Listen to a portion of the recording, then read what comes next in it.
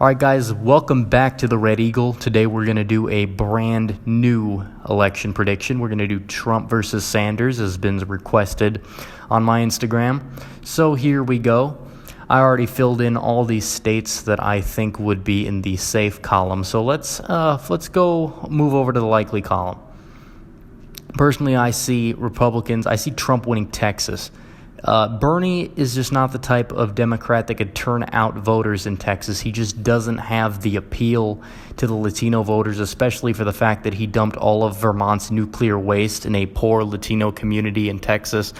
You know, you'd have to be crazy to think that wouldn't come up. So even though those voters might not entirely switch over to Trump, a lot of them would stay home and drive down turnout. Same thing with Georgia. It's going to be very impossible for Democrats to win Georgia, given the fact they couldn't in 2018 with extremely high levels of turnout for a candidate there. They're probably not going to win that state. Also, Ohio and Iowa, again, states that just went to Trump by almost 10 points the last time around.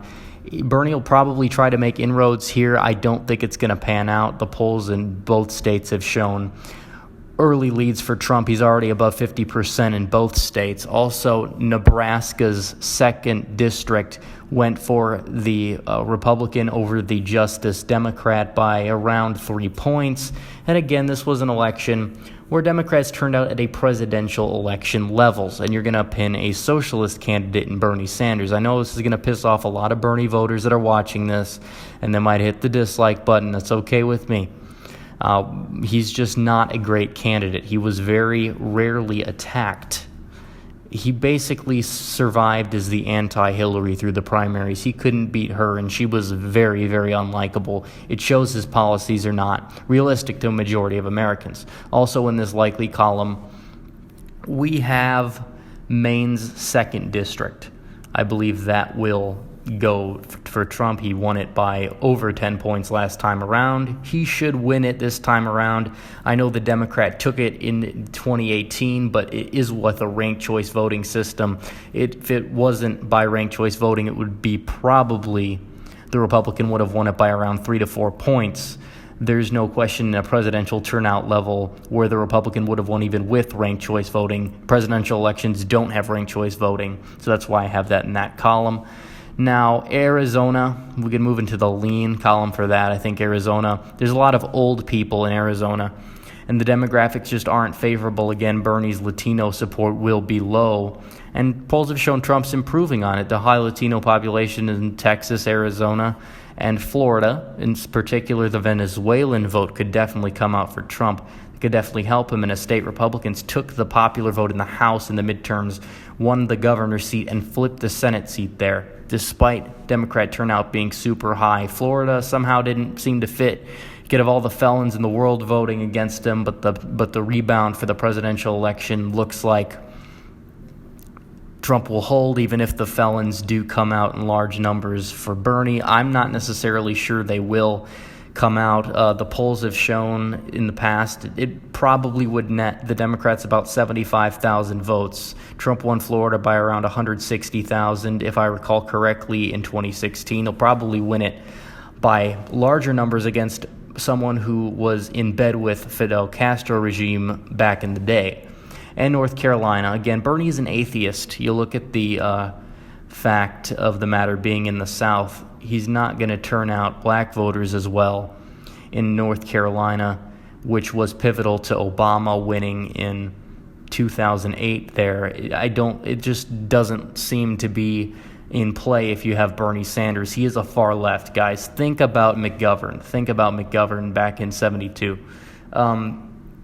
I'll put Virginia in the tilt column for Bernie, simply for the fact that Virginia, he only won like 3 counties against Hillary. He got swept in the primary there, and they're very establishmentary voters. You know, they might flock to a third party or stay home in a lot of senses, but I think enough of them will come out for Bernie reluctantly enough. I think Colorado would definitely go for Bernie. They're very high in the marijuana industry there. I think Bernie would appeal to that more so than anything. And New Mexico, I'd put it in the likely column. I just think demographically it's a state that's just a little too far gone at this point for Republicans. If they can't continue, if they can make inroads with Hispanic voters with their next candidate more so than Trump can, I believe it could become competitive. Also, Maine's full at large, I would put in the lean Dem column. As for New Hampshire, I think it tilts blue. Bernie does have a lot of support there in New Hampshire. And same thing in Minnesota, I would put that in the column, as well as Michigan. I feel like he can turn out a lot of voters there in the Rust Belt, especially a lot of Union voters. He could make a little bit of inroads there, but he just in the primaries, he didn't have the same support in Pennsylvania. I think Pennsylvania stays with Trump, and I think Wisconsin does too, even though, Bernie didn't do as well in terms of winning Michigan as he did winning Wisconsin.